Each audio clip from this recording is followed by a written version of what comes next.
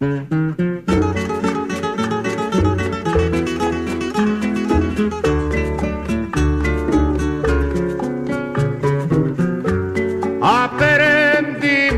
a quererte desde la histórica altura donde el sol de tu bravura le puso cerco a la muerte. Aquí se queda la clara, la entrañable transparencia de tu querida presencia, comandante Che Guevara.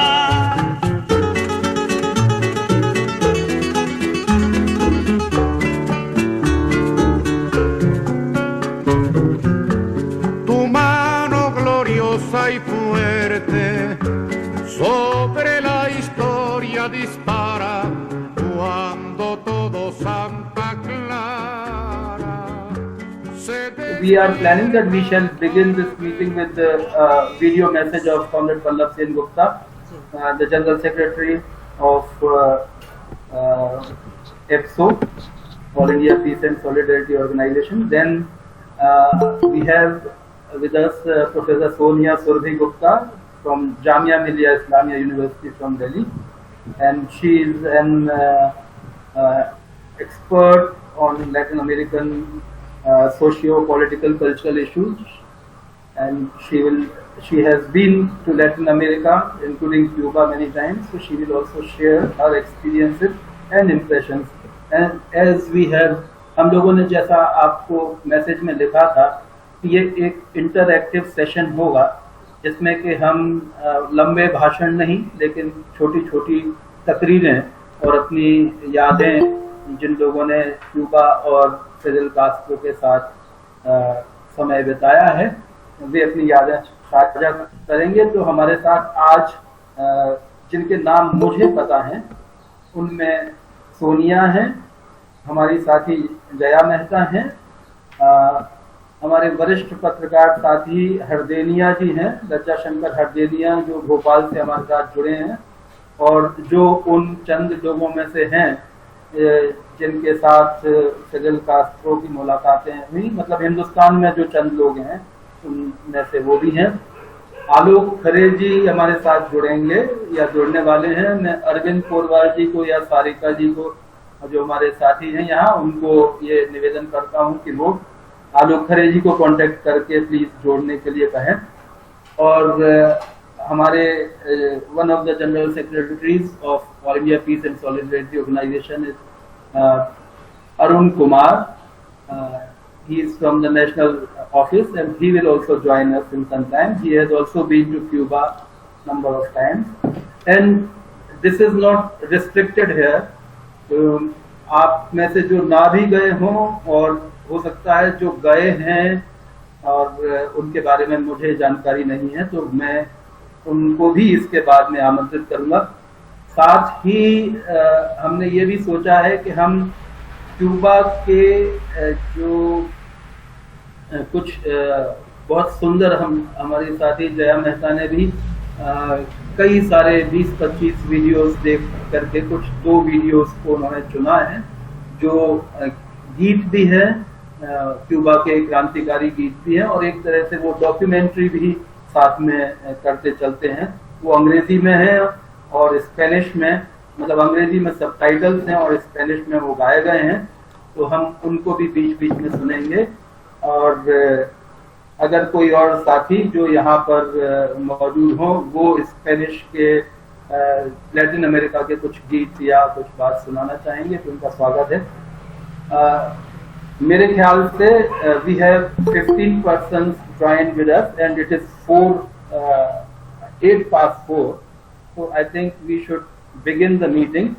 People will keep coming and we will let them in.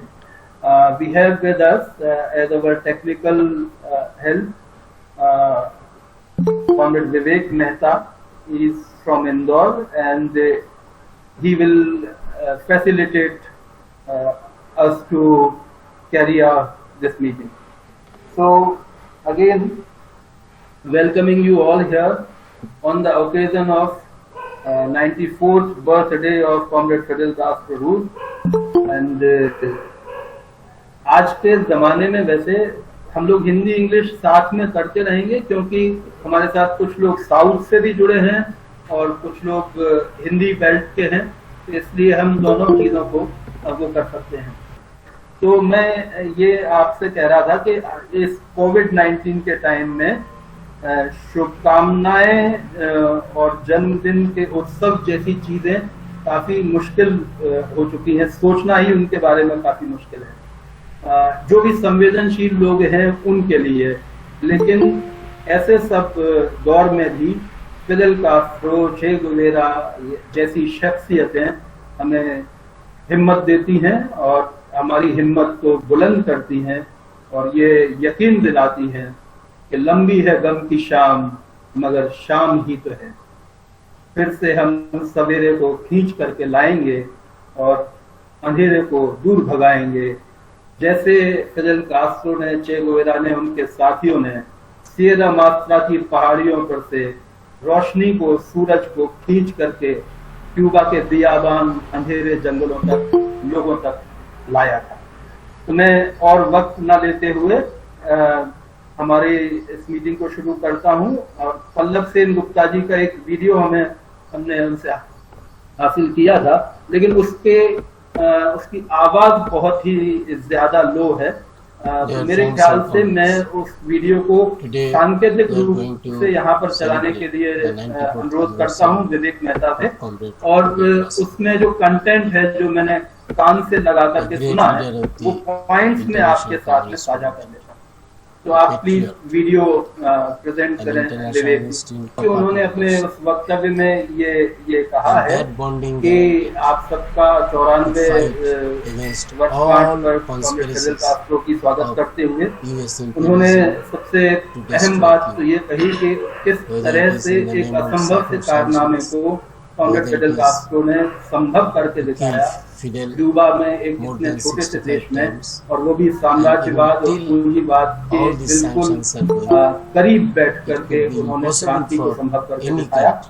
और दूसरी बात उन्होंने कही कि जो जिस तरह का समाज उन्होंने समाजवादी समाज बनाया वो अन्य समाजवादी राज्यों की तुलना में काफी अलग भी है।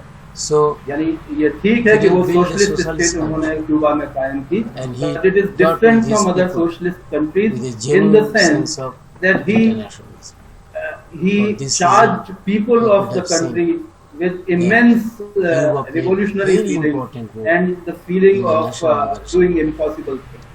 तो ये एक चीज थी जिसको कि हम वीडियो में भी देखेंगे। तीसरी चीज उन्होंने बहुत ही मार्के की जो कही है, और वो इसीलिए इस मीटिंग का टाइटल भी हमने रखा है अवर क्यूबा अवर फिडेल, हमारा फिदेल और हमारा क्यूबा। और मैं ये कहते हुए, क्योंकि कॉमरेड पल्लव ने अपने संदेश में ये बात कही है कि the whole world stands for Cuba and Cuba stands for the whole world.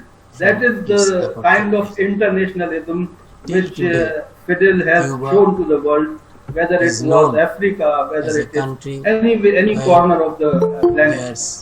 और आखिरी में उन्होंने आज के दौर के भीतर ये बहुत महत्वपूर्ण बात कही है कि जो कोविड-19 का दौर है उसके भीतर Cuban doctors, Cuban health care system ने एक मिसाल पेश की है।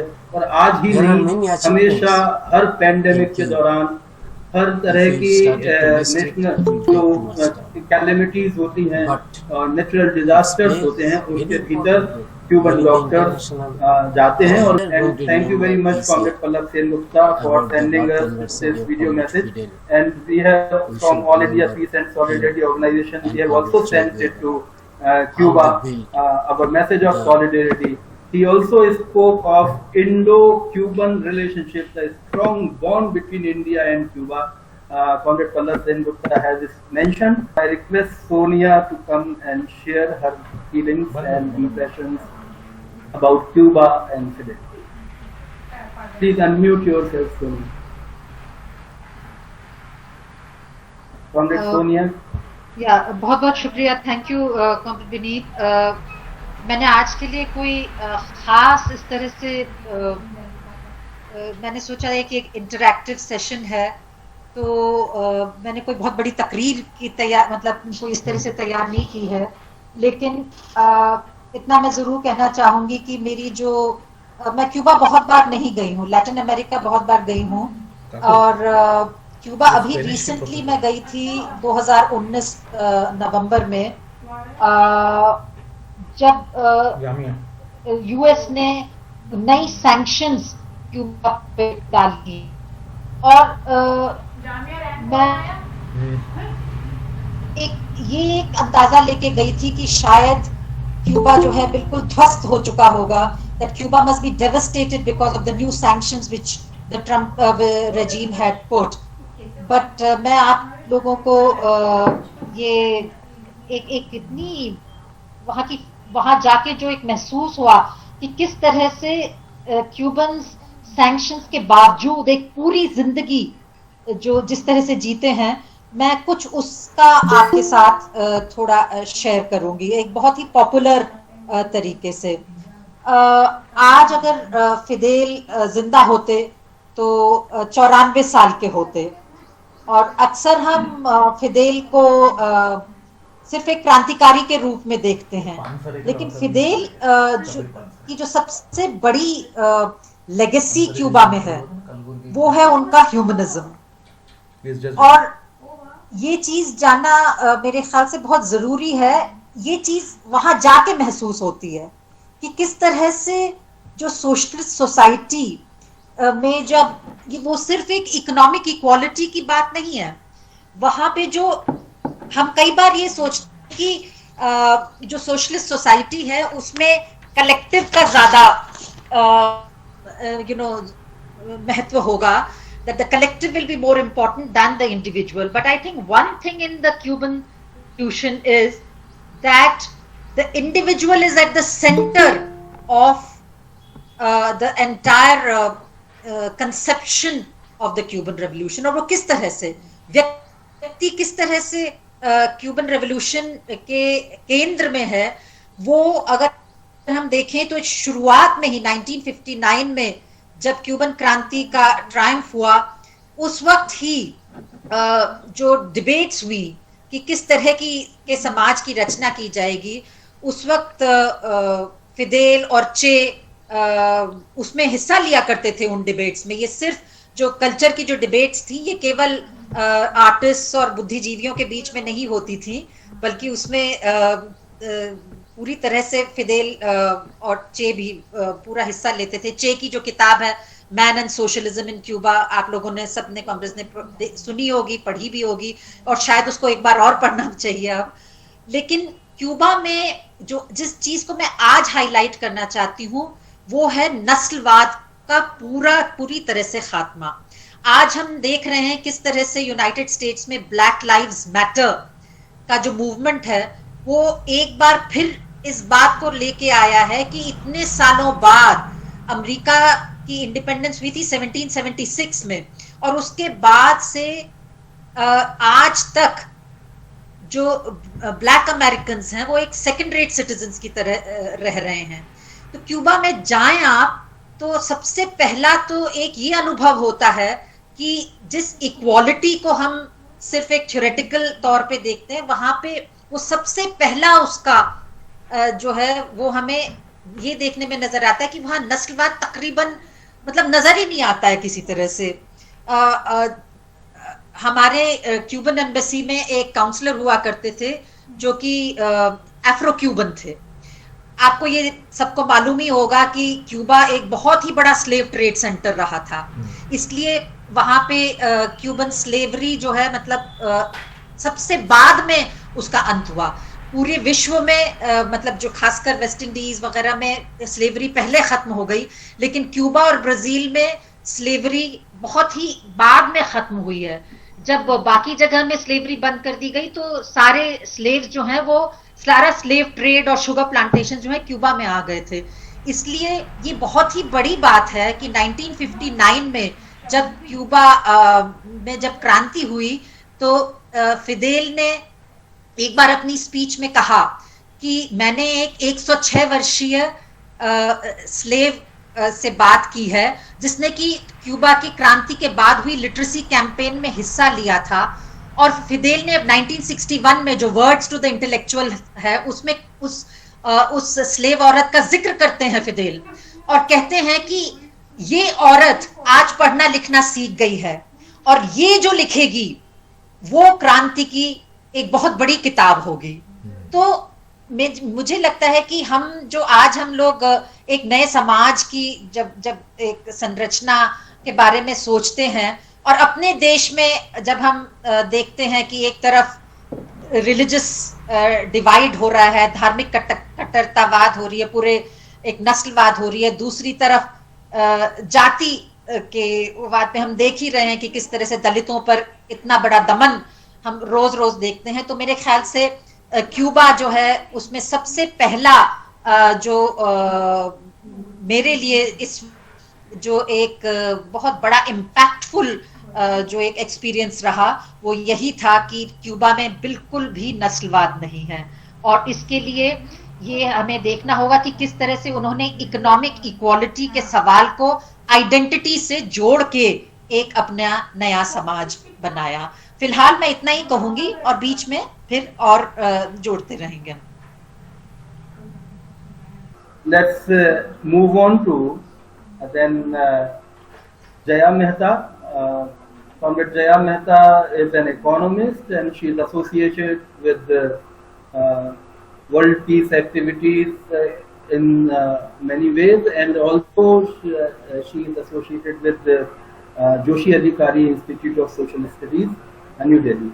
So I'll ask her to share her experiences and her impressions when she went to Cuba and later on she studied about that. सभी साथियों को मेरा क्रांतिकारी अभिनंदन। मैं असल में क्यूबा गई थी 1996 में, जबकि क्यूबा में एक स्पेशल पीरियड चल रहा था। फिडेल कास्ट्रो के जो जिंदगी के स्ट्रगल्स हैं मैं उनको 3 स्टेजेस में देखती हूँ। एक, जब उन्होंने बाटिस्टा को हटा के क्यूबा में फ्रीडम लाया। दूसरा, जब उन्होंने क्यूबा की सोसाइटी को एक सोशलिस्ट सोसाइटी के रूप में डेवलप किया। और तीसरा उनका स्ट्रगल था जब 1991 में जो सोशलिस्ट सोसाइटी क्यूबा में डेवलप की गई थी वो सोवियत ब्लॉक के साथ में जुड़ के की गई थी। और 1991 में जब सोवियत यूनियन और साथ साथ सारे ही ईस्ट यूरोपियन कंट्रीज ने सोशलिस्ट सिस्टम को त्याग दिया या तोड़ दिया, उस समय क्यूबा ने सोशलिज्म और अपने रिवोल्यूशनरी लीगेसी को अपने कंधों पे रख के और संसार में आगे बढ़ने की जो स्ट्रगल किया है वो फिडेल कास्ट्रो के स्ट्रगल्स का एक तीसरा भाग है जो बहुत महत्वपूर्ण है। और उसी के ऊपर मैं बोलना चाहूंगी क्योंकि मैं उसी समय गई थी क्यूबा में। जब सोवियत यूनियन का स्ट्रगल, जब सोवियत यूनियन कोलैप्स हुआ और बढ़ गया, तो उस समय हमारे यहाँ पे फिडेल कास्ट्रो से इंटरव्यू करके पूछा कि आप ये बताइए कि जब सोशलिज्म सब जगह फेल हो चुका है तो क्या अभी भी आप सोचते हैं कि क्यूबा में सोशलिज्म के रास्ते पे आप आगे बढ़ेंगे? तो फिडेल का जो जवाब था उसको वो मेरी जिंदगी का एक मकसद, मतलब एक बहुत बड़ा आदर्श जवाब है। उन्होंने कहा कि क्या सही है और क्या गलत है वो इस पे नहीं निर्भर होता कि क्या सक्सेसफुल है और क्या सक्सेसफुल नहीं है। यदि आज सोशलिज्म का एक तरीके से आप फेलियर समझ रहे हैं, इसका मतलब मैं ये नहीं समझता कि सोशलिस्ट पाथ सही पाथ नहीं है। और क्यूबा के ऊपर ये जिम्मेदारी है कि सोशलिज्म को आगे ले जाए और वो आगे ले जाए। 1994 से 96 तक क्यूबा का एक स्पेशल पीरियड था क्योंकि सारा ही सोवियत हेल्प आना बंद हो गया था। और उस समय जब मैं गई थी, मैं जून के महीने में गई थी और क्यूबा में हवाना में रही थी करीब 20 दिन। और वहाँ की बिल्डिंग्स और वहाँ लोग और जिस तरीके से वो लोग सड़क पे बैठे रहते थे वो सब देख करके मैंने अपने होस्ट साथी से कहा कि ये सारा का सारा मुझे हिंदुस्तान की याद दिला रहा है। ऐसा लग रहा है कि ये मेरी कंट्री से बहुत मिलता जुलता है। केवल एक फर्क है कि यहाँ गली में बच्चे खेलते हुए मुझे नहीं दिख रहे, जो कि हमारे यहाँ पे बच्चे भी खेलते रहते हैं। तो मेरे होस्ट ने बहुत ही प्राइड के साथ कहा हमारे बच्चे स्कूल में हैं, वो गली में नहीं खेलते। तो इस स्पेशल पीरियड में हेल्थ फैसिलिटी और एजुकेशन फैसिलिटी को किसी भी कीमत पे कायम रखना, ये फिडेल कास्ट्रो का बहुत बड़ा निर्णय था। और उस निर्णय में क्यूबा की सारी जनता बहुत प्राइड के साथ में उनके साथ में। जब सोवियत यूनियन से पेट्रोल आता था, पेट्रोल से फर्टिलाइजर्स बनते थे, पेट्रोल से ट्रांसपोर्ट होता था, और जब वो सारा बंद कर दिया तो फिडेल ने चाइना से साइकिल्स मंगाई। और उस समय वो 65 इयर्स के थे और उन्हें साइकिल चलाना नहीं आती थी। उन्होंने साइकिल चलाना सीखी और साइकिल चलाई। और उसके बाद में क्यूबा के सारे लोगों ने मोटराइज्ड ट्रांसपोर्ट से साइकिल पे शिफ्ट होने के लिए उतनी ही ज्यादा एंथुजियाज्म दिखाया जो फिडेल उनसे एक्सपेक्ट करते थे। जब फर्टिलाइजर्स के लिए पेट्रोल नहीं था तो ऑर्गेनिक एग्रीकल्चर में क्यूबा ने जो शुरुआत 1990s में की थी, आज क्यूबा सारी दुनिया में टॉप में है। ऑर्गेनाइज्ड और छोटे छोटे किचन गार्डन्स के थ्रू एग्रीकल्चर में जो काम उन्होंने किया है और जो मिसाल दुनिया के सामने रखी है, वो बहुत ही अपने आप में एक बड़ी चीज है। और जैसे कि सोनिया ने बताया कि क्यूबा में लोगों का सेंस ऑफ पार्टिसिपेशन जो था वो 1996 में भी मैंने देखा, क्योंकि वो स्पेशल पीरियड था। और मैंने सुना कि फिडेल ने हर गांव में, हर पंचायत, उनका जो कुछ भी काउंसिल रहता था, वहां पे हर जगह जाके हर व्यक्ति को, हर एडल्ट पुरुष और स्त्री को इनवाइट किया कि आप अपने सजेशंस दें कि अब जबकि हमारे पास में सोवियत यूनियन की और ईस्ट यूरोपियन की हेल्प मौजूद नहीं है, तो क्यूबन इकोनॉमी को किस तरह चलाया जाए, किस तरह हम सोशलिज्म को कायम रखें, किस तरह हम हार ना माने। इसमें सारे लोगों के सजेशंस मांगे गए। और वो मैंने देखा हवाना के बाहर जाकर के भी कि लोग उसके लिए कितना एंथुजियास्टिक फील करते थे कि ये नेशन उनका है और ये जो जिम्मेदारी उन पे आई है कि उनको रिवॉल्यूशन की लीगेसी को और सोशलिज्म की लीगेसी को कायम रखना है, उसको निभाने में उनका एक एक इंडिविजुअल का कितना बड़ा रोल है, ये उस समय मैंने महसूस किया। और आखिर में मैं ये कहूंगी कि अभी मैं एक डॉक्यूमेंट्री देख रही थी जिसके अंदर की एक ने इंटरव्यू करते हुए फिडेल से पूछा कि वो जस्ट आफ्टर बाटिस्टा लेफ्ट कि अब क्यूबा में किस तरह की सोसाइटी बनेगी और क्या आप प्रेसिडेंट बनेंगे क्यूबा के। तो फिडेल बोले कि जो उस समय तो वो सोशलिज्म की बात नहीं कर रहे थे, कम्युनिज्म की बात नहीं कर रहे थे। उन्होंने कहा मैंने बाटिस्टा को हटाया है क्योंकि क्यूबा के लोग खुद अपनी गवर्नमेंट को चूज करेंगे। आर्मी के कू के द्वारा अमेरिका की जो गवर्नमेंट है वो यहाँ पे नहीं चलेगी और क्यूबा के लोग अपनी कंट्री को अपने हिसाब से डेवलप करेंगे। और जब उनसे पूछा गया कि क्या आप उसके, तो उन्होंने मैं प्रेसिडेंट बनूंगा या नहीं, इस पे वो थोड़ा मुस्कुरा के बोले इंटरव्यू में कि इस बारे में मैंने सोचा ही नहीं, अपने बारे में तो मैंने अभी तक सोचा ही नहीं है कि मैं क्या करूंगा। एक विमेन्स ऑर्गेनाइजेशन में बहुत बड़ा हम लोगों का स्लोगन होता है personal is political, and in the context of Fidel I want to say political was personal for him, and when for a leader political becomes personal, then every individual becomes a leader individually. Thank you very much Jaya। and जो personal और political का capitalism फर्क पैदा करता है उसको मेरे ख्याल से जैसे मार्क्स ने कहा है कि हर इंडिविजुअल का अटमोस्ट डेवलपमेंट कलेक्टिव डेवलपमेंट की पहली शर्त बन जाती है सोशलिज्म के भीतर। और हमारे साथ में अंतरा देवसेन, आफ्ताब आलम जो ऑल इंडिया यूथ फेडरेशन के प्रेसिडेंट हैं, अरविंद पोरवाल जो एप्सो के सेक्रेटरी हैं, नेशनल सेक्रेटरी, मेघा पानसरे, माया वालेचा, वलीउल्लाह कादरी तेलंगाना से और महाराष्ट्र से और गुजरात से, और हमारी साथी आरती है जिन्होंने फिडेल कास्ट्रो पर एक इशू अपनी पत्रिका का पूरा हिंदी में निकाला था पिछले कुछ समय पहले। और साथ ही तरुण कुमार जो थिएटर और फिल्म से जुड़े हुए हैं, वो मुंबई से हमारे साथ जुड़े हैं। और तो उनको सबको नहीं यहाँ पहचान पा रहा हूँ, लेकिन बहुत शुक्रिया आप सबका यहाँ। तो हम इसके बाद में एक गाना सुनते हैं जो दरअसल ये है, छोटा सा गाना है 3-4 मिनट का, जो स्पेनिश में है।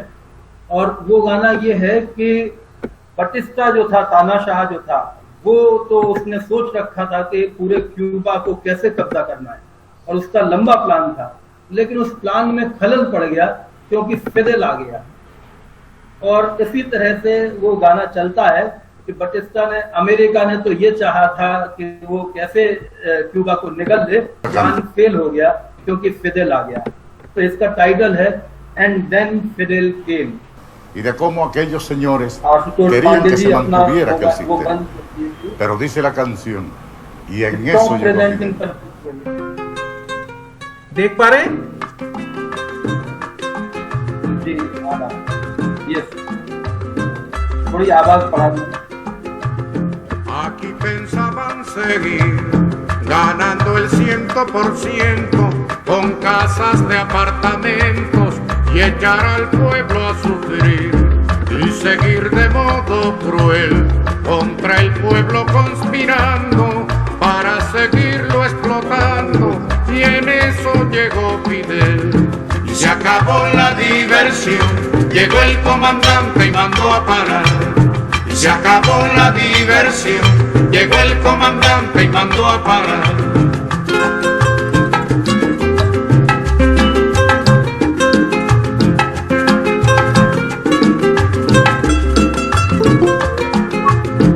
Aquí pensaban seguir tragando y tragando tierra, sin sospechar que en la sierra se alumbraba el porvenir, y seguir de modo cruel la costumbre del delito, hacer de Cuba un garito, y en eso llegó Fidel y se acabó la diversión. Llegó el comandante y mandó a parar y se acabó la diversión. Llegó el comandante y mandó a parar.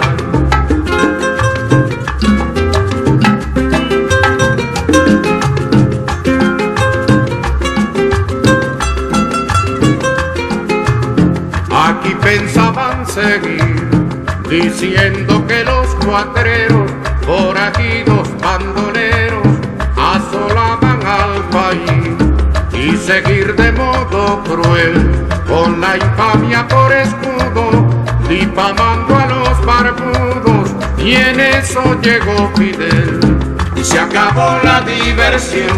Llegó el comandante y mandó a parar y se acabó la diversión. Llegó el comandante y mandó a parar.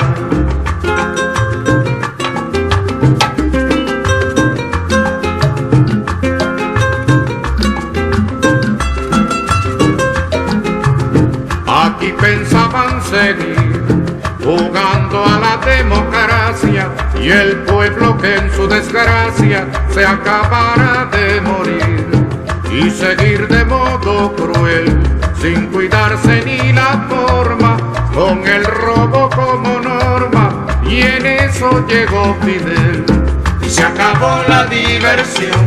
Llegó el comandante y mandó a parar y se acabó la diversión. Llegó el comandante y mandó a parar. Lo primero que empieza a preguntar, ¿están de acuerdo con la reforma urbana? Y entonces los de adelante se ven todos levantando un rifle y todo el pueblo atrás, ¿no? Entonces sí, todo el mundo levanta. ¿Están de acuerdo con la reforma urbana? ¿Están de acuerdo con la reforma de la enseñanza? ¿Están de acuerdo, bueno, con toda la revolución que se ha hecho en la enseñanza, en la salud? Sí, sí, sí. Entonces dice, esto que hemos hecho se llama socialismo. Y que esa revolución socialista la defendemos con esos fusiles.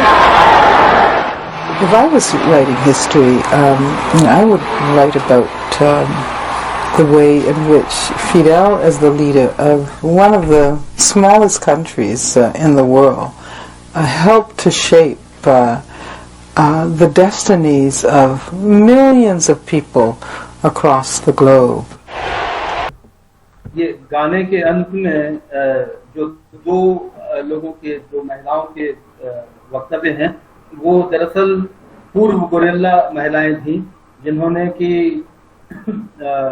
उनके साथ क्रांति के उसमें भागीदारी की थी। और पहली महिला बताती है कि किस तरह से लोगों से उन्होंने पूछा कि क्या हम शहरों को सुधारना चाहते हैं, क्या हम एजुकेशन को ठीक करना चाहते हैं, क्या हम हेल्थ को ठीक करना चाहते हैं। और लोगों ने पूरी गरजती आवाज में कहा कि हाँ। उन्होंने कहा यही समाजवाद है। और फिर उसके बाद दूसरी महिला जो थी, उन्होंने कहा कि अगर मैं एक इतिहासकार होती तो फिदेल कास्ट्रो के बारे में इस तरह से लिखती कि एक ऐसा शख्स था जिसने कि दुनिया के इतने छोटे से मुल्क रह करके भी he changed lives of millions across the world। हमारे साथ जुड़े हुए हैं भोपाल से लज्जा शंकर हरदेनिया जी, और मेरे ख्याल से उन्होंने भी अभी अपना हाल में काफी मेरे ख्याल से 89 या कौन सा जन्मदिन आपने मनाया है। वो पत्रकार हैं, वरिष्ठ पत्रकार हैं, और उन्हें क्यूबा जाने का मौका मिला था।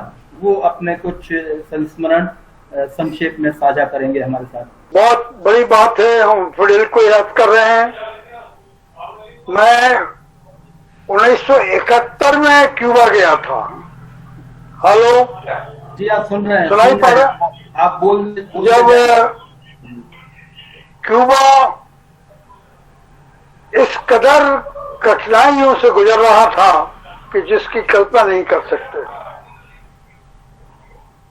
तो हम लोग चारों कॉन्टिनेंट से थे, एशिया, अफ्रीका, यूरोप और लातिन अमेरिका भी। तो मोस्टली जर्नलिज्म और कम्युनिज्म के क्या रिश्ते हो सकते हैं, वर्ल्ड पीस और जर्नलिज्म के क्या रिश्ते हो सकते हैं, इस पे वहां बातचीत हुई थी। परंतु हमको क्यूबा देखने का भी मौका मिला। फॉर्मेटिव स्टेज में थी, परंतु वहां के जनता, आम लोगों की शकल से लगता था कि वो कितने संतुष्ट हैं, कितने सुखी हैं, और उनका संतोष कृत्रिम नहीं था। मैं समझता हूं कि जितना प्यार क्यूबा की जनता ने फिडेल को दिया, शायद उनके इतिहास में दूसरे और किसी महान व्यक्ति को एहसास नहीं मिला था। उनकी एक थ्योरी थी, और मेरे ख्याल से वो जो बाद में घटनाएं हुई, उसने उनकी इस थ्योरी को। हेलो, सुनाई पड़ रहा ना? हेलो हेलो, जी हाँ आ रही आवाज आ रही है। जी हाँ, आ रही है। उनका एक कहना था कि रेवोल्यूशन कांट बी एक्सपोर्टेड, क्रांति का आयात नहीं किया जा सकता। और जब सोवियत संघ के साथ यूरोप के अनेक देशों में समाजवादी व्यवस्था कोलैप्स हो गई, उस समय फिडेल कैस्ट्रो की यह सिद्धांत या मान्यता कितना सही साबित हुआ। एक चीज जो मैं यहां आपको बताना चाहूंगा कि मेरे ख्याल से फिडेल दुनिया के महानतम ओरेटर्स में से एक थे।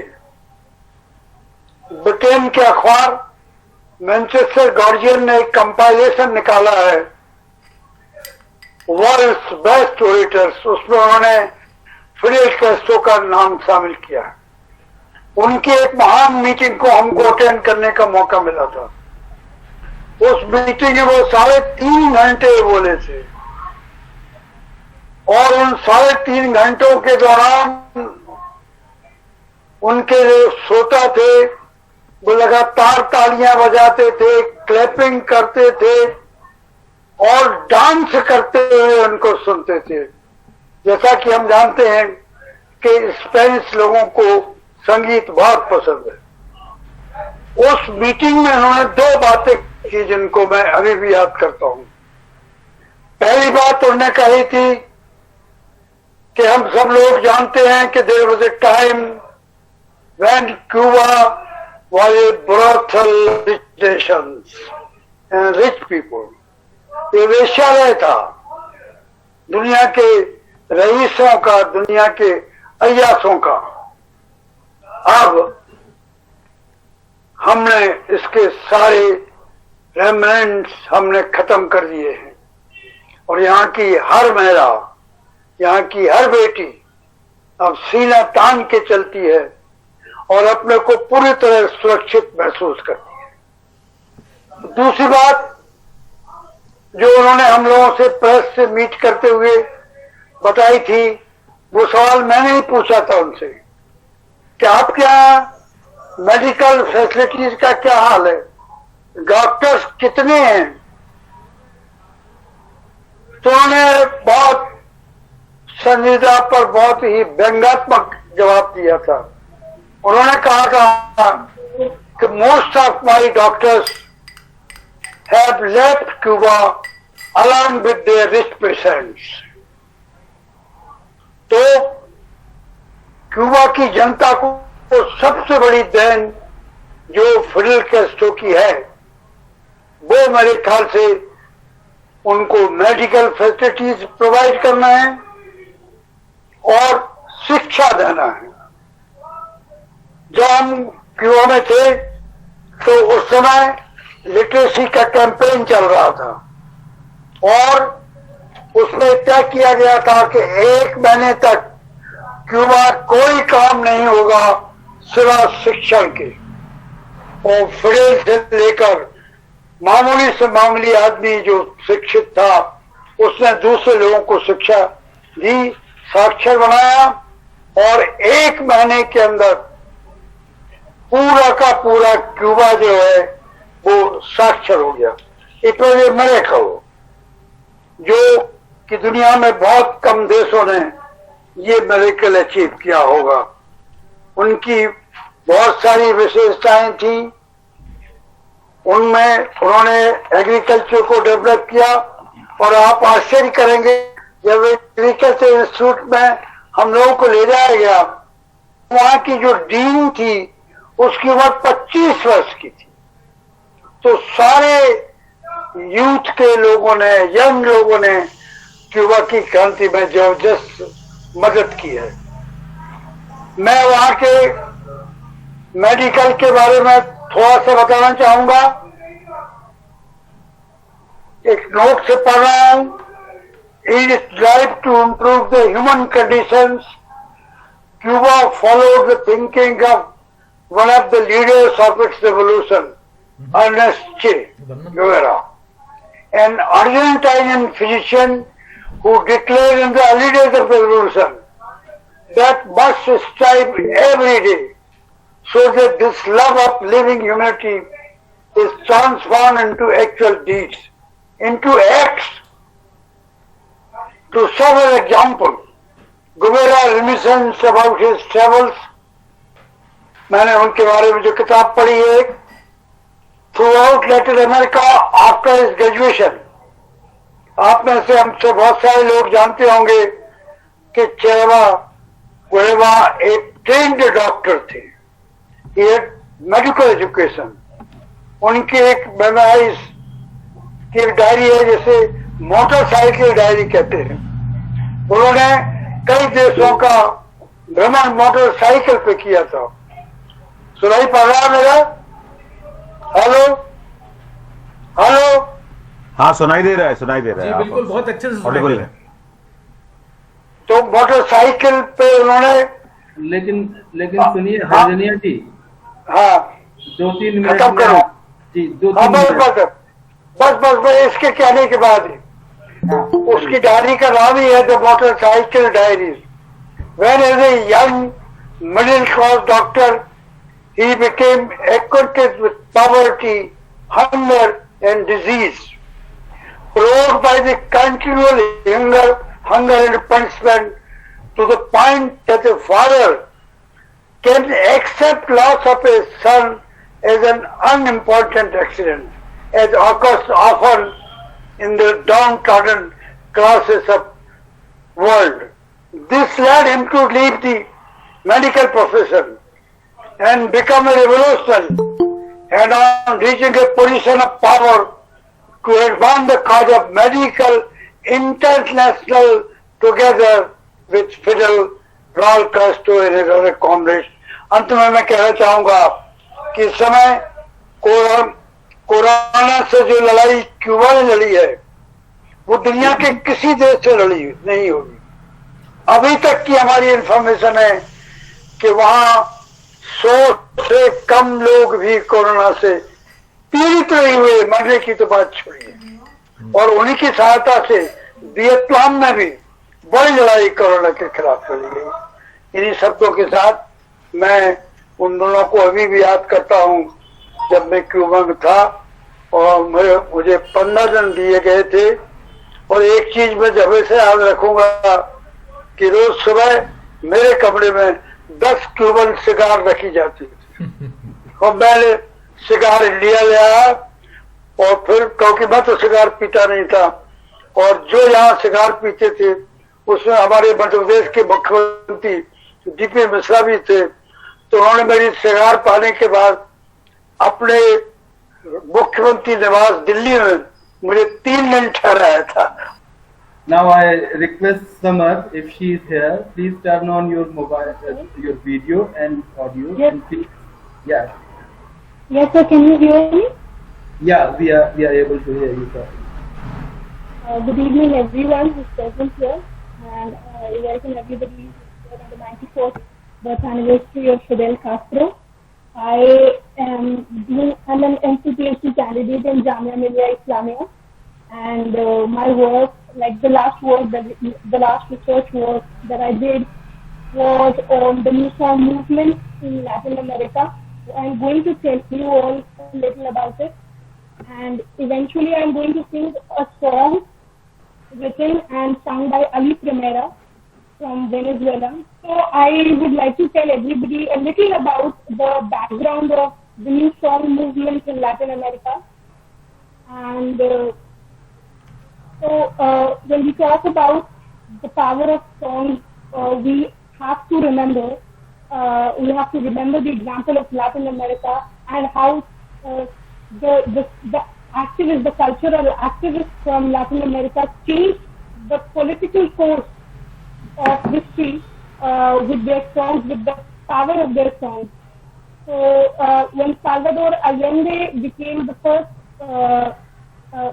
democratically elected socialist president of Chile, there was a huge banner that was hung on the stage with him, which said that there is no revolution without songs. So that in a way signifies the importance of songs in the political movement. And New Song movement emerged in Latin America in the late 40s and it stayed on until 60s. It influenced a lot of countries. In few countries it was known as a New Song Nueva Canción. In few countries like Cuba, it was called Nueva Trova. So all the cultural activists from these countries, from these Latin American countries, in response to the North American cultural hegemony, they wanted to respond to music. So when we talk about the New Song movement, we have to talk about people like Victor Jara, and how he had to give away his life under the regime of Pinochet. He was killed mercilessly in a stadium in Santiago. So we in the 50s we see Ali Primera under the regime of Juntos Pico. There was a lot of censorship during that time, and Ali Primera rose from poverty. So he was a person from the working class background. He lost his father in his early childhood. So he understood what poverty looked like. He cared for the people of his barrio, of his country, and he understood that the glamour of North America is not going to satisfy the hunger of his people. So he wrote songs, he sang them. In fact, the first song that he wrote, Humanidad, Humanity, it was when he was in jail. Although he was given a scholarship to do engineering in Europe, but he came back and he said, no, I can't stay away from my country. So this is a song by him that I'm going to sing, and I want to tell a little background of this song. This song basically, Ari Primera is talking about the absolute poverty that his people are living in Venezuela, and with the oil revolution,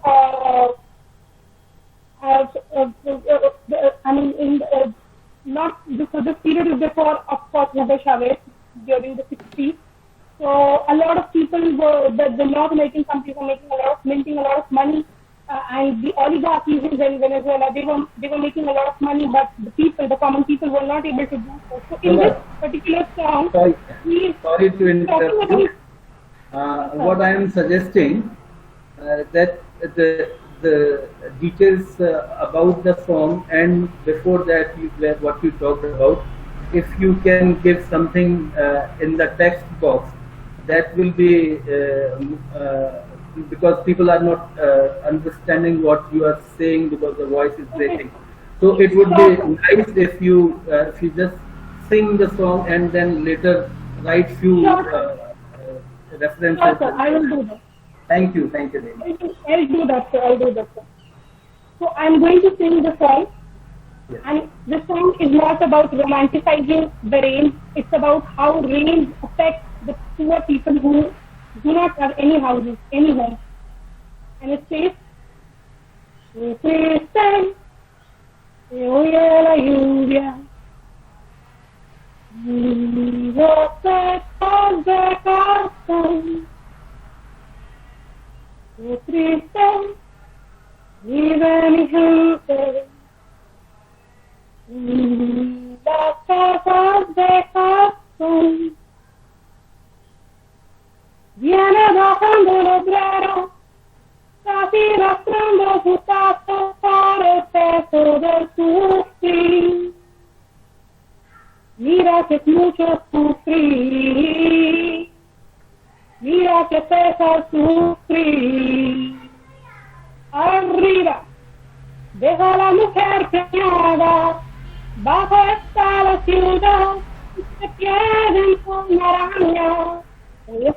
Hoy es el mismo que ayer, el mundo mañana. Qué triste, oye la lluvia, los techos de cartón. Qué triste, vive mi gente. Las casas de cartón y el color de mi tierra, con tus mismas cicatrices, niños mayores de lombrices. Por eso es triste viven los niños en las casas de cartón. Es triste vive mi gente. Las casas de cartón. Usted no lo va a creer, pero hay escuelas de perros que les dan educación para que no muerden los diarios. Pero el patrón, hace años, muchos años, estamos viendo los veros. Thank you very much, Samar. And we are really sorry that this was not properly audible. And I please request you to share the link of this song and the background which you are giving in the chat box. And we move on to listen from here because the movement, every movement learned from the Cuban Revolution and other revolutions as well. So the trade union movement, how it has proceeded, it has learned what interactions were there with the Cuban trade unions, and So with us we have Comrade Alok Khare, who has been active for more than 5 decades in trade union movement as well as the peace movement and other social activities. He is with us, and we requested him to share his memories and his impressions. So I request him to please share with us your impressions and memories of Cuba. आज Fidel Castro के जन्म दिवस पर उनको याद करना मुझे बहुत आदर और श्रद्धा के भाव से भर देता है। ये सचमुच मैं अपना सौभाग्य मानता हूँ कि वर्ष 2006 में world federation of trade unions के हवाना में हुए सम्मेलन में भारतीय प्रतिनिधिमंडल के सदस्य के रूप में मुझे जाने का मौका मिला। और जो कुछ हमने यहाँ से सोचा था क्यूबा के बारे में कि वो एक छोटा सा देश है और वहाँ की ट्रेड यूनियंस बहुत छोटी होंगी और गतिविधियां भी काफी कम होंगी, लेकिन जब हमने वहां जाकर उनकी सारी गतिविधियों को बहुत करीब से देखा, उनकी कार्यप्रणाली को देखा, तो हमारा मन बहुत ही आदर से भर गया।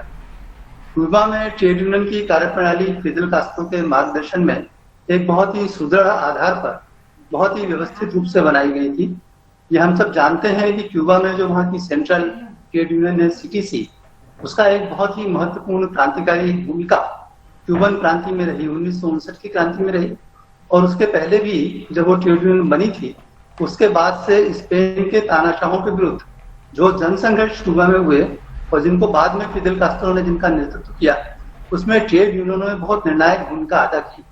तो कॉमरेड फिदेल कास्ट्रो की जो सबसे बड़ी देन क्यूबा के वर्किंग क्लास मूवमेंट को थी, वो ये थी कि उनको उस देश की राष्ट्रीय विचारधारा से और समाजवाद की और मेहनत कर की अंतरराष्ट्रीय विचारधारा से बहुत ही गहराई के साथ उन्होंने जोड़ा।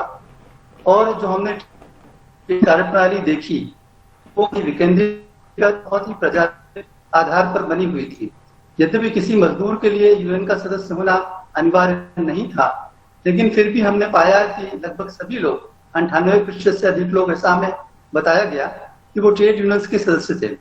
ट्रेड यूनियन के नियमित चुनाव होते थे, ट्रेड यूनियंस की नियमित बैठक होती है, और जहां अपने संगठन के मुद्दों के अलावा जो नीतिगत मुद्दे होते थे उन पर भी बहुत खुलकर और विस्तार से चर्चा होती थी।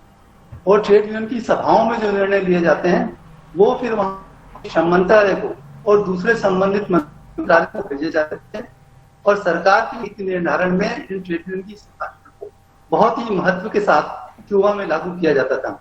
जब हम 2006 में वहां पर थे तो वहां एक ऐसा कानून बनाया जा रहा था कि बिना क्यूबन सेंट्रल ट्रेड यूनियन की सहमति के महत्वपूर्ण नीतिगत निर्णय क्यूबा की सरकार द्वारा नहीं लिए जा सकते।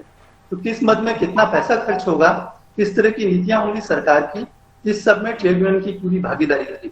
और हम ये देखते हैं कि workers participation in governance and policy making, जो बातें हम सुनते हैं उनको यथार्थ में कैसे लागू किया जा सकता है, उसका एक ज्वलंत उदाहरण क्यूबा ही था। तो हवाना का ट्रेड यूनियन सम्मेलन हम सब लोगों के लिए बहुत ही एक सुनहरा अवसर था, जहां हमने फिदेल कास्ट्रो के विचारों को जमीन पर देखा। ये वो समय था जब फिदेल कास्ट्रो लगभग 80 वर्ष के हो गए थे और थोड़ा अस्वस्थ रहने लगे थे। तो सबकी इच्छा बहुत थी कि वो ट्रेड यूनियन सम्मेलन में आते, उसका उद्घाटन उन्हें करना था, लेकिन खराब स्वास्थ्य के कारण वे स्वयं तो नहीं आए, लेकिन उनका संदेश वीडियो पर दिखाया गया और राउल कास्ट्रो, जो बाद में क्यूबा के राष्ट्रपति बने, वो उस पूरे सम्मेलन में वहां पर उपस्थित थे। और सरकार ने पूरी भागीदारी के साथ उस ट्रेड यूनियन सम्मेलन में सहयोग किया। एक और बात जो ट्रेड यूनियन जो हमने वहाँ हवाना में रहते हुए अनुभव की, वहां के लोगों से मिलते हुए अनुभव की, कि जो एक बेबाकी, जो एक एकता, जो देश के प्रति लगाव वहाँ के नागरिकों के बीच में है, वो संभवतः हमें दूसरे देशों में और हमारे अपने देशों में भी दिखाई नहीं देता। क्यूबा की स्वास्थ्य प्रणाली के बारे में पहले भी जया जी ने और हरदेनिया जी ने कहा है, और मैंने भी उसे प्रत्यक्ष रूप से देखा है कि क्यूबा में स्वास्थ्य सुविधाएं बहुत उन्नत थी, पूरी तरह से निःशुल्क थी, और किसी लोगों की जो लॉन्जेविटी है, जो स्वास्थ्य है, वहाँ लोगों के आम रहन सहन में और जीवन में परिलक्षित होता था। हमें एक मेडिकल सेंटर भी ले जाया गया, जहाँ हमने देखा कि बाहरी जो लैटिन अमेरिका के दूसरे देश हैं और अफ्रीका के जो अपेक्षाकृत कम विकसित देश हैं, वहाँ के विद्यार्थियों को वहाँ पर लाकर क्यूबा की सरकार द्वारा निःशुल्क मेडिकल का प्रशिक्षण दिया जा रहा था। और शर्त ये होती थी कि अपनी शिक्षा पूरी होने के बाद वो अपने देश के ग्रामीण इलाकों में जाएंगे, पिछड़े इलाकों में जाएंगे, और वहाँ के लोगों को कम मूल्य पर स्वास्थ्य सुविधाएं उपलब्ध करेंगे। तो ये जो सोशल सेक्टर का काम क्यूबा में हुआ है, स्वास्थ्य में, शिक्षा में, हाउसिंग में, ये हमने वहाँ करीब से देखा और ये वाकई बहुत अद्भुत था। तो भले ही क्यूबा एक छोटा मुल्क हो आबादी के मान से या भौगोलिक स्थिति के मान से, लेकिन दुनिया के सारे देशों के लिए ये तब भी एक प्रेरणा का स्रोत था और आज भी प्रेरणा का स्रोत है। और इसके पीछे फिदेल कास्ट्रो का व्यक्तित्व है। हम भी जब क्यूबा में थे तो यद्यपि हम प्रत्यक्ष रूप से फिदेल कास्ट्रो को नहीं देख पाए या सुन पाए, लेकिन उनका व्यक्तित्व सभी जगह पूरी तरह से उपस्थित प्रतीत होता था। क्यूबा और फिदेल कास्ट्रो को एक दूसरे से अलग करके देखना संभव नहीं। जी लाल सलाम, बहुत शुक्रिया। अगर आपके लिए मुमकिन हो तो 1 मिनट में अगर आप अंग्रेजी में भी कुछ कह दें तो हमारे साउथ के साथियों के लिए, क्योंकि वो बार बार कह रहे हैं कि हमको हिंदी में कुछ समझ नहीं। Yeah, surely. But I was saying that I had the opportunity to participate in the World Federation Trade Unions Conference held at Havana, Cuba in the year 2006. It was a grand occasion that delegates from all over the world had gone there, and what we saw there was much more what we had expected before going there. We saw the workers' participation in governance and decision making being implemented in right earnest in Havana, Cuba. We saw that the trade unions are working there in a real decentralized and democratic system. The workers, the membership of the union, though it is not mandatory, but more than 90% of the people, the workers, were members of the trade unions, and frequent meetings of the workers are held, right from the shop floor level to the industry level, their executive committee. And major decisions are taken through these meetings only. And every aspect of the policies relating to government or relating to their workplace or relating to their industry was threadbare discussed in such meetings where everyone, even an ordinary member, would participate. A very liberal and effective kind of system was there. The unions were playing very active role. Cuba had about 50 lakhs of the working class population, and the credit goes to Fidel Castro that he could provide the real motivation to this segment of population to identify itself with the national priorities and to complete the revolutionary task of building socialism in Cuba. So what we saw there was an inspiration for all trade unions in the country. We had thought that Cuba is a small country and the trade unions are small, but what we saw that much more than the industrial nations, the working class of Cuba is playing a real effective role. Another thing which we noticed in the Cuba was the work that has been done by the government. The speakers have said about the education, about the health work, and we saw there ourselves that the people's longevity was much more than the other nations. Healthcare facilities were frequent and without any charges. Similarly, education was 100%. Every child was going to school, and we had been to one medical center, international medical center, started by the Cuban government. There we saw that the students from poor African countries in the Latin American countries were receiving free medical education, and the only condition was that after completing their education, they will their rural site to their own people and provide medical facilities to the ordinary people. So this work for the welfare of the Cuban people, not only the Cuban people but the entire mankind, was being done to Cuban socialist government and Cuban socialist revolution. It was a dream come true type of opportunity for us going to Havana, Cuba, and I shall remember it always. And we saw the personality of Fidel Castro looming large over all the activities in the Cuba. People referred him so much, respected him so much, and Cuba and Castro are really one. They cannot be separated. Lal Salam. Lal Salam, and thanks a lot, Comrade Alok Kareli. And on a lighter note, I would like to share one thing here, that the noted novelist and author Gabriel Garcia Marquez, it is told that each and every book, I mean the first draft of the book was given to Fidel Castro. He used to read the book, and then he used to come and they discussed whole night. They spent discussing the plot. So not only what do you call it, the arms and the revolution and the politics, but also he had keen interest in sports and arts and all things. which used to create a better human being, because Cuba was once called a factory of new humankind. So I would like to remember this here. And next, if Arun is there, Comrade Arun Kumar, our General Secretary from EPSO, if he is there, then we will. Yes, in between we have got one request in the chat box. This is from Comrade Subbaraman Tirunellalai from Hyderabad. He said that my wife, Dr. Rajni, had been to Cuba in 1978 and had met Dr. Fidel. If time permits, she would like to share her experience briefly. So I request her to come and share her experience, and then we can move on to another song, which can be the last song if we like. If by that time Comrade Arun joins us, then it is fine. Otherwise, others can also speak.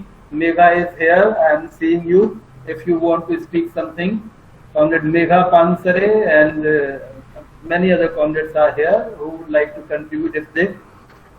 So please, Mrs. Dr. Rajni. I went from GDR as a student to the International Student and Youth Meet there in Cuba. Actually, we participated there in the students' conversations and all those things. And when we met those comrades, and that comrade who was taking care of us, he was working for 1 month without sleep. And really, it was amazing for us that they are working so much.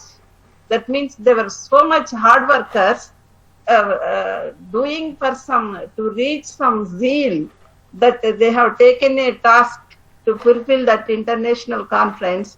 And it was really, we were getting tears that he didn't sleep for 1 month. Then they took us there and showed us the historical places, and our beloved comrade Fidel Castro, he came personally, he met each student. That was his greatness. And he asked us, everything is fine, food is okay, your accommodation is okay. That's what he was asking. That's what really we were inspired seeing him. Naturally, we were also part of Cuban Revolution, Che, everything. And that the hard work of the people, that was really admiring for us, and how they were constructing. Especially we were interested in healthcare. Their healthcare system, how they, naturally when GDR was also a socialist country that time, but the differences we wanted to see, and we went there.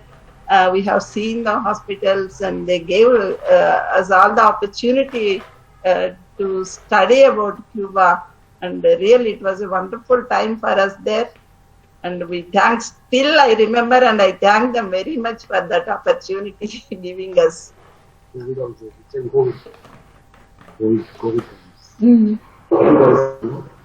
Yeah, now Cuba is naturally, they are helping so many countries, not only this COVID time, even before also they were taking care so many countries of healthcare. And that is a wonderful thing, that the socialist system, there you can have a wonderful healthcare system. That's what our country, what we are seeing now.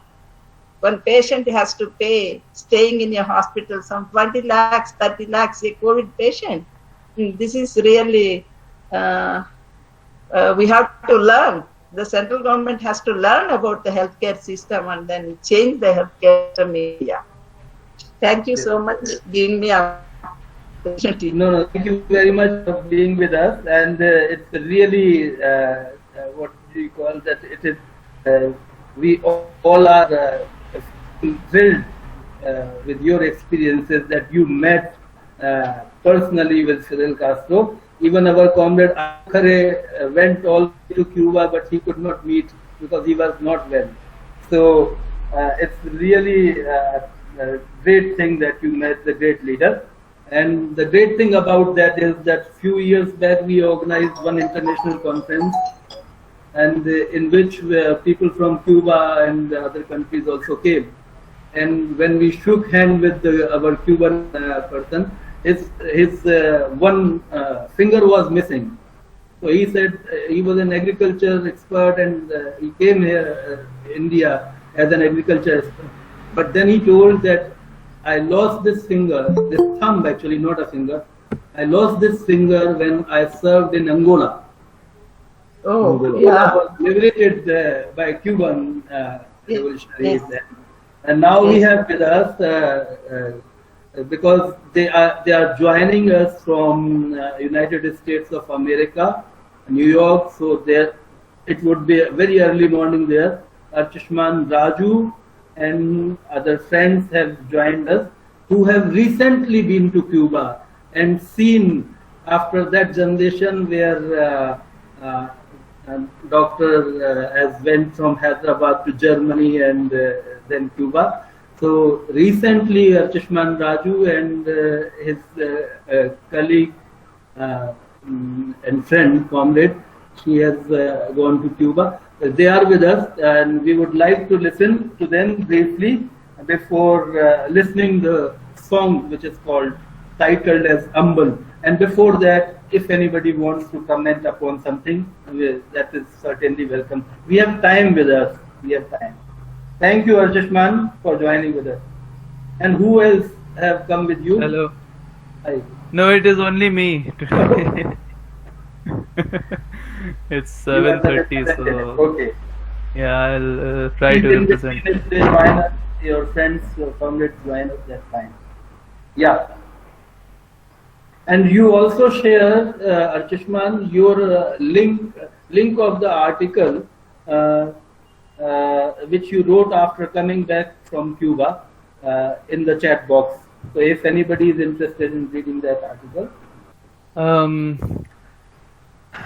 Yeah, I was just going to talk about the article. So we went to Cuba in February, just before the pandemic, and we went to Havana. Actually, I was invited from the University of Havana to give a presentation in their physics department. But we stayed all the time only in Havana. We didn't really get a chance to go anywhere else. But we saw the Hindi में बोलो अंग्रेजी में कैसे? मेरे ख्याल से अंग्रेजी में भी बोलो और हिंदी में भी बोलना, क्योंकि यहाँ दोनों तरह के लोग हैं मौजूद. अच्छा.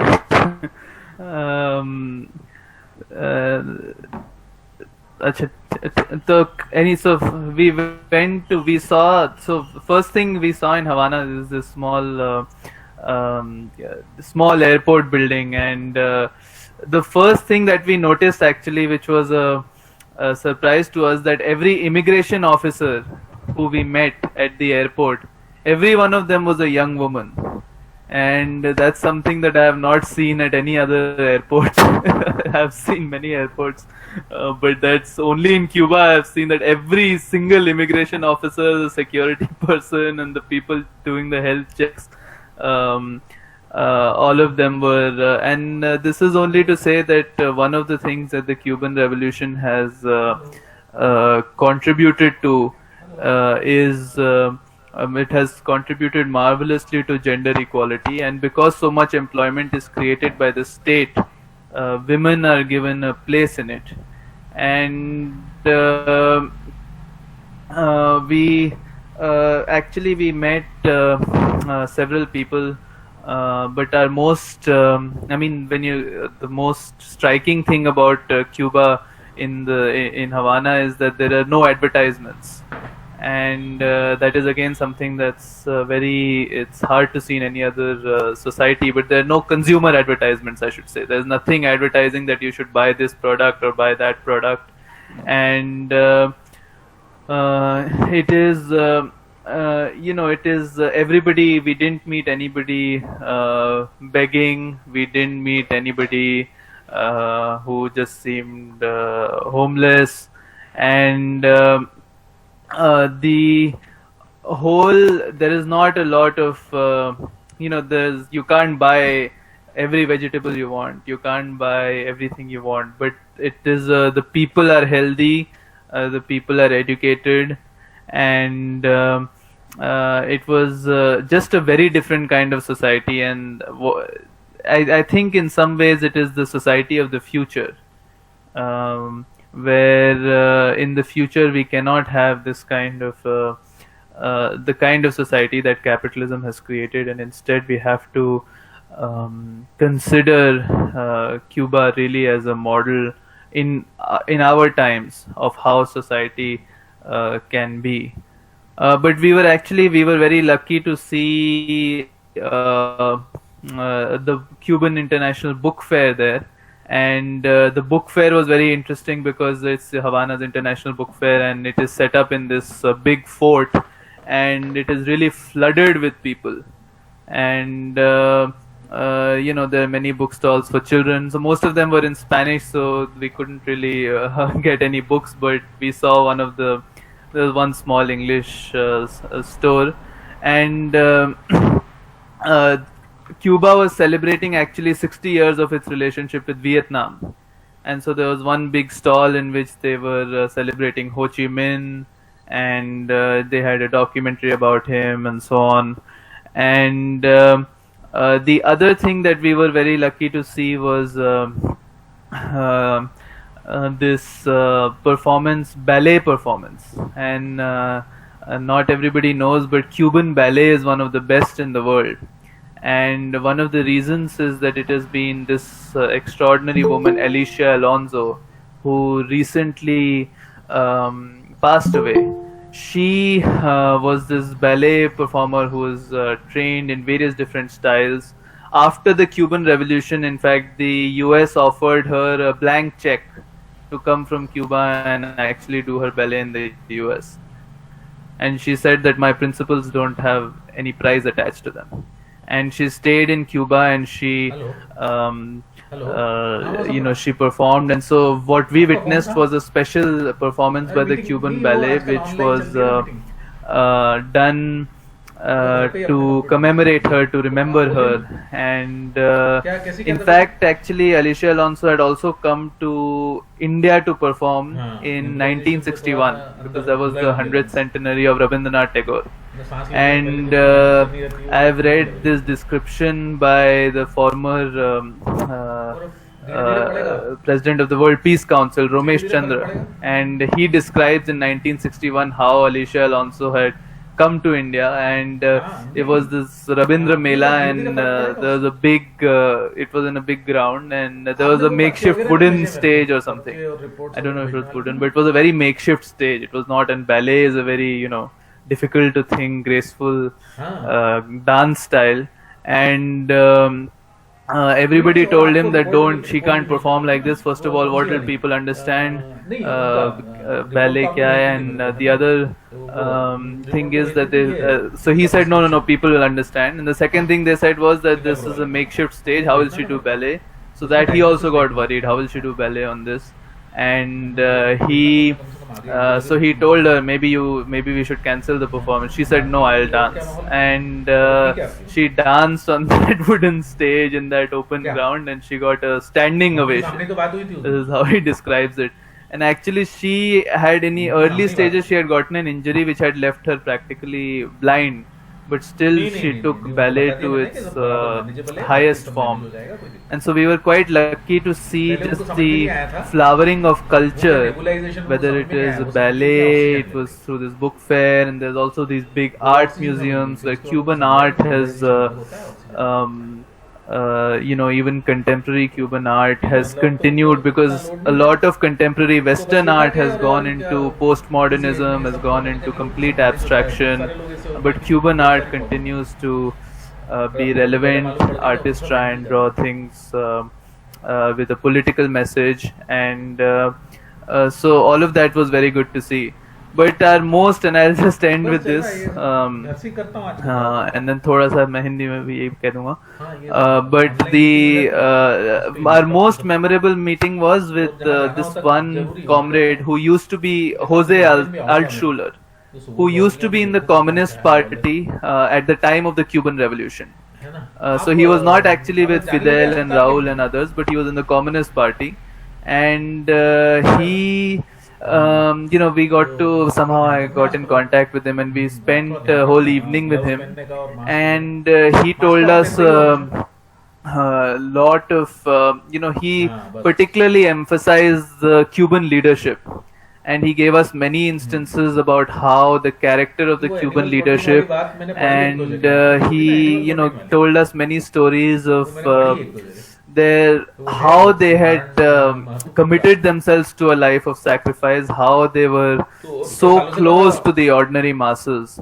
And he told us one story of actually this one very good friend of him, I've forgotten his name, but he was also in the Cuban Revolution, who actually used to be a kind of Christian, and this Jose Altshuler thought he was a conservative, but then he actually saw him interact with the masses, and he got very impressed, because this one time he was there, he said we were out in the Cuban villages, and he fell ill, and he actually had to be so his friend, I'm sorry I'm forgetting the name, but this person, he had to be administered some intravenous or something, so they had to take him to some hospital, and then he had fallen very ill, but just at that time they heard that there was some special celebration going on in the village before they began the harvest, and the villagers were all out and they were celebrating. And so he took out, he took out all his needles, he took out everything, and he said, I'm going to join them. And he just left everything and went and joined everyone. And that's the kind of leadership which he really emphasized. And he said that, the character of the Cuban leadership that we produce has to be understood.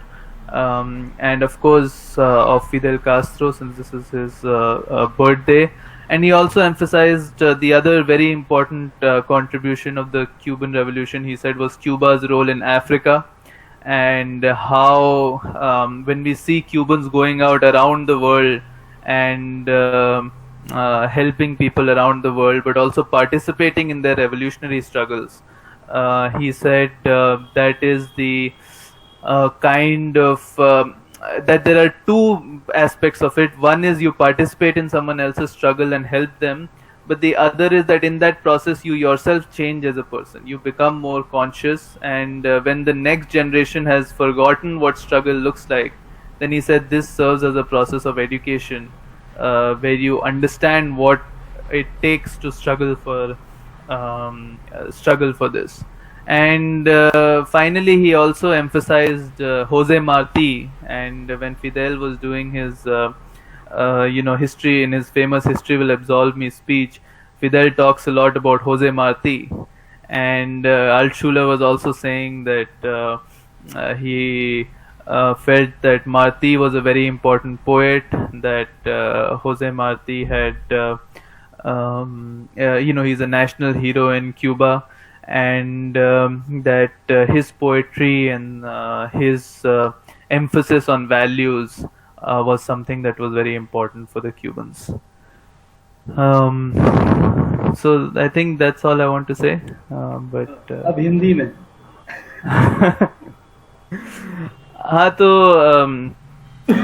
हम Cuba फरवरी में गए थे, और मैं थोड़ा संक्षिप्त में ही बताऊंगा, मैं पूरा नहीं कहूँगा, लेकिन मैं ये बता रहा था जो सबसे अहम हमारी वहाँ मीटिंग थी, वो एक पुराने कॉमरेड के साथ थी, होजे अल्टशुलर करके।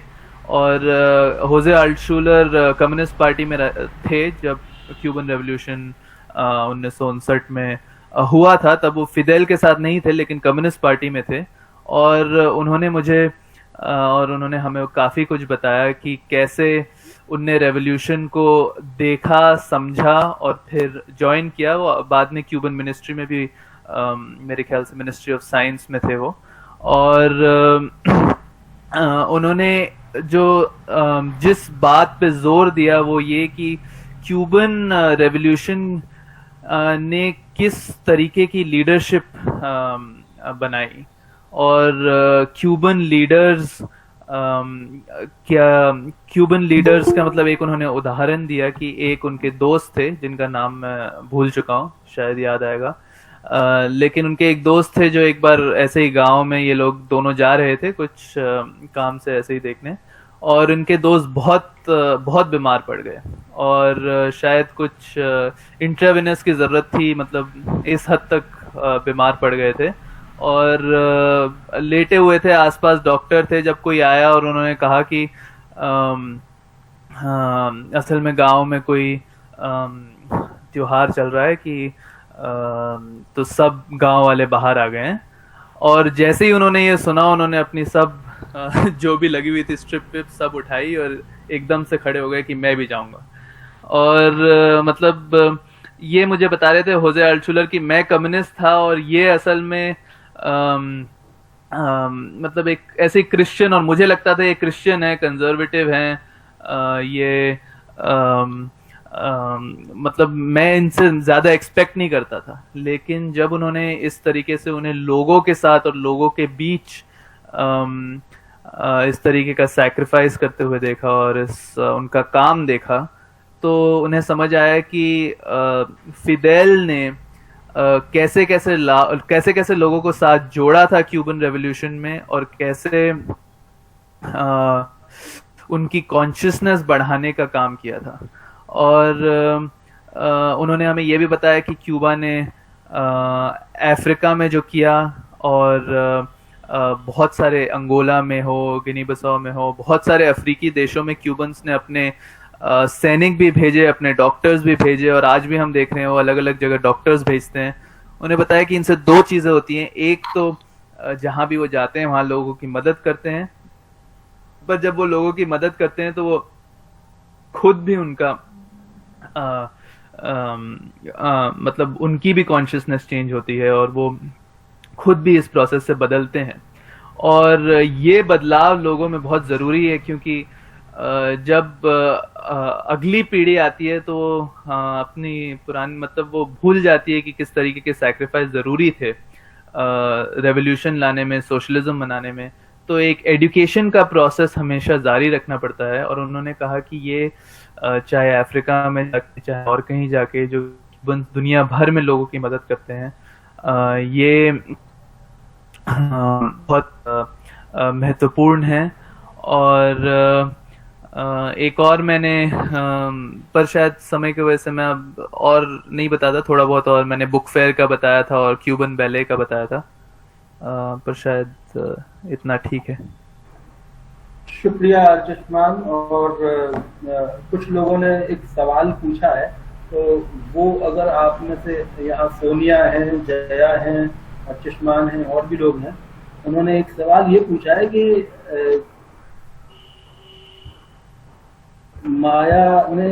माया वालेचा जो डॉक्टर हैं गुजरात से और मार्क्सिस्ट हैं, उन्होंने पूछा what do Cubans feel when the capitalist world declares end of Cuban socialism?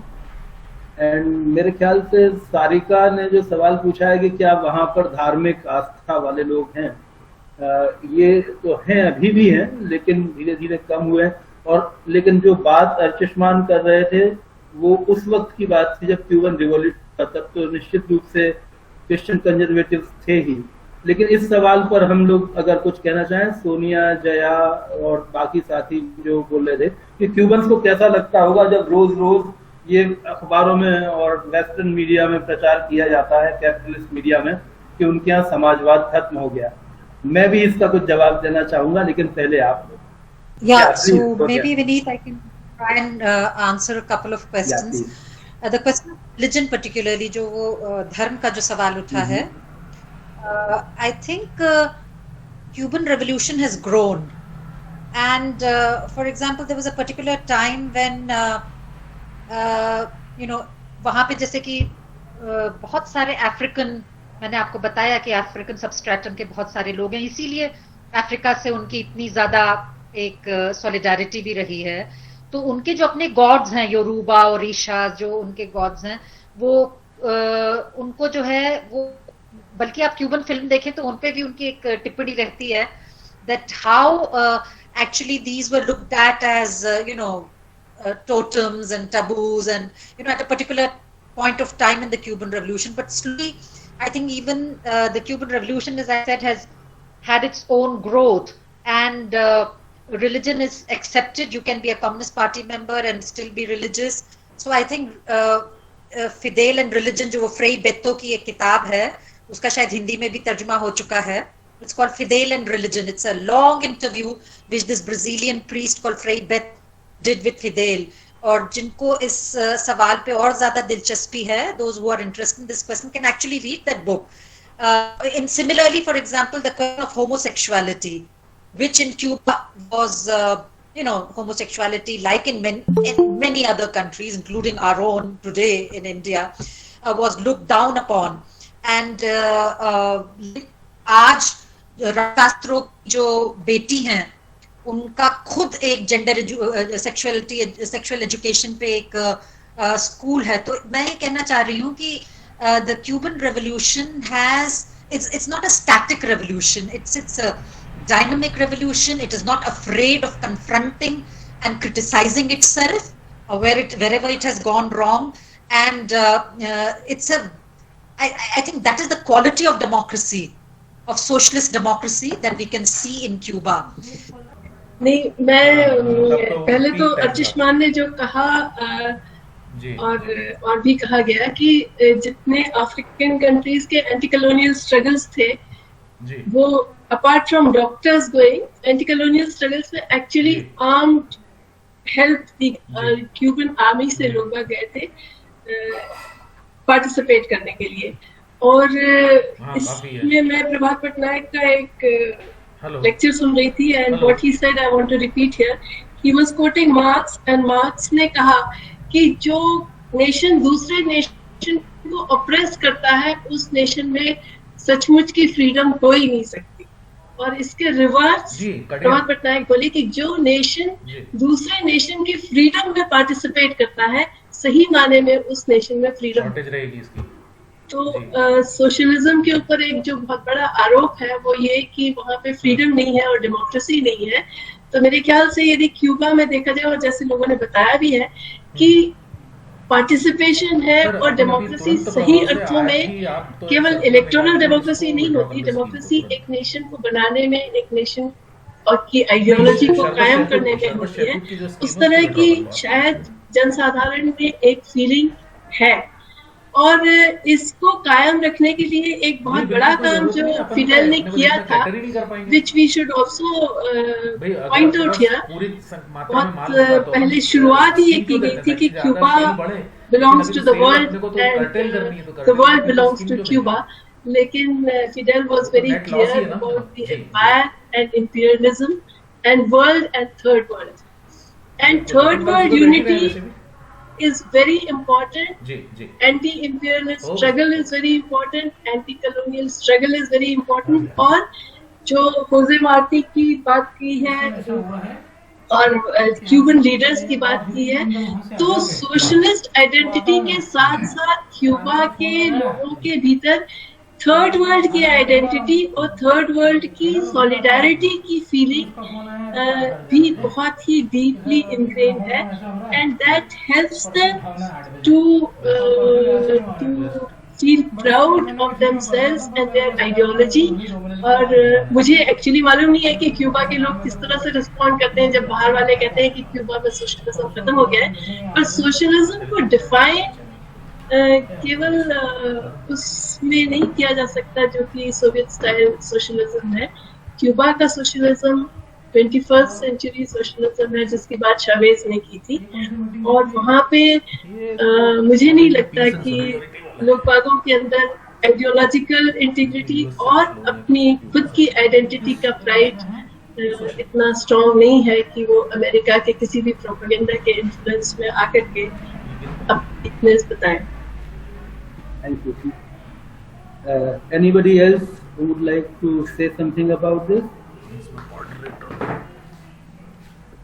Nandita, would you like to say something? But we are now short of time, meaning we have 15 minutes in which we will listen a 6-minute songs and a documentary also. So if you like to say something, then please. It's okay. Megha is with us. She was there. Megha Pansare. She was there, but I don't think right now she's no, there. No, she is here. She is there. She's there. She is from Kolhapur, and I am seeing her. Comrade Lakshman, please do not share the screen. Yeah. Stop presenting, Comrade Lakshman. Yeah, can you hear me? Yeah, we are able to hear you properly. Yeah. I'm very happy to be with you all in this pandemic situation, and we are talking about very nice things today.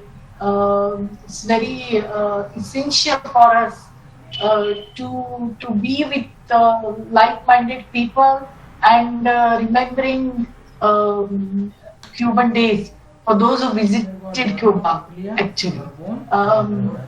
मेरे और एक बात कहना चाहती हूँ कि मैं कभी क्यूबा नहीं गई और मैंने वहाँ का सोशलिज्म नहीं देखा। सोवियत मॉडल तो मैंने देखा है, जब वो खत्म होने वाला था इससे पहले मैं मॉस्को गई थी, और उसके बाद अब जब वो खत्म हुआ उसके बाद भी बहुत सारी बार गई।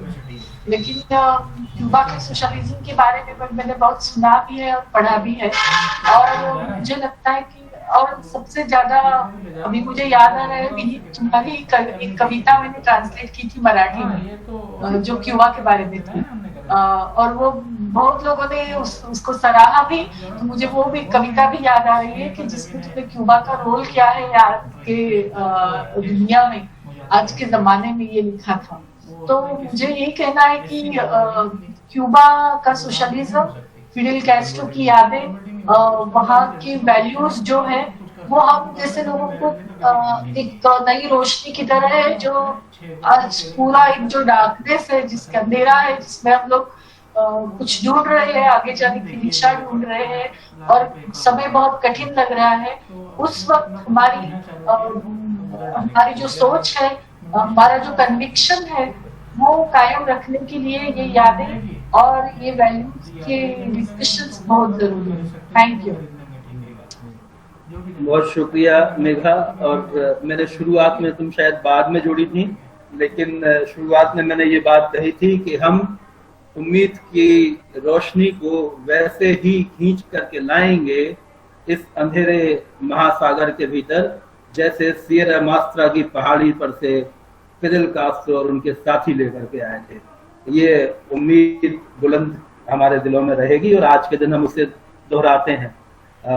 और कोई साथी कुछ कहना चाहें तो? अच्छा, मैं अब आखिर में एक गीत आपको सुनाता हूं, जो कि गीत के साथ साथ एक डॉक्यूमेंट्री का हिस्सा भी है। उसमें इसके बारे में एक लाइन दो लाइन बताता हूं, क्योंकि ये थोड़ा फास्ट चलता है वीडियो, तो आप पढ़ नहीं पाएंगे, लेकिन उसका लिंक इसमें शेयर किया है चैट बॉक्स में, तो आप लोग इत्मीनान से उसको बाद में भी देख सकते हैं, सुन सकते हैं। लेकिन उसमें एक बात है, वो बात ये है कि किसने हथियार उठाए। जो समाजवादी क्रांति को कोसा जाता है कि ये तो हथियार बंद क्रांति करते हैं, और ये तो बोलते हैं किसने हथियार उठाए। हमने किसी से कभी बदला लेने का नहीं सोचा। अगर हमने किसी ट्रेटर को कोई सजा दी भी है तो बदला लेने के लिए नहीं दी। हमने हथियार उठाए तो किसी पर अत्याचार करने के लिए नहीं उठाए। किसने हथियार उठाए? हमारे किसानों ने हथियार उठाए, हमारे मजदूरों ने हथियार उठाए, और वो हथियार हमने अमन के लिए उठाए। तो ये उसका, और भी उसमें बहुत कुछ है, लेकिन ये पंक्तियां मेरे दिमाग में अटकी हुई थी, मैंने आपको ये रखा। और विवेक से मैं आग्रह करूंगा कि वे गाना हमको सुनवाएं। अंबल, क्या अरुण हमें ज्वाइन किए हैं? मैं देख लेता हूं तब तक, वरना हम लोग इस गाने के साथ में, वैसे हम लोग एक गाना और सुन सकते थे। Can I start sharing this? Can I start sharing? Just 1 second.